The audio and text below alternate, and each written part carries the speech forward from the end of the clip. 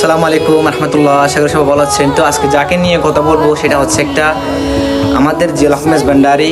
উনি একদিন রাত 3টার দিকে বলতেছে হাতিমকে, আমি সাগরের পাড়ে যাব, চলো। তো হাতিমে বলতেছে যে এত রাতে কেন যাবো, এখন তো রাত 3টা।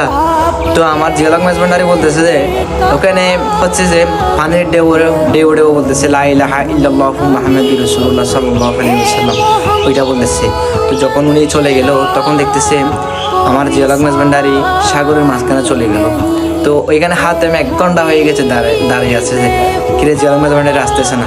1 ঘন্টা পরে আসতেছে, দেখতেছে ওনার জামা কাপড় পর্যন্ত ভিজে নাই। তো দেখেন আমাদের জিয়াউল হক মেজবান্ডারি, দেখেন আজকে কিছু আমাদের ওয়াহাবি বলতেছে যে মানে এই সেই বেদা শিরিক। আসলে ওলিদের পাওয়ার কখনো সহজে দেখায় না, ওলিদের সাথে কখনো বিয়াদবি করতে নেই। তো দ্রুত ভিডিও শেয়ার করবেন, কেমন লাগছে জানাবেন, যদি কোনো ভুল হয়ে থাকে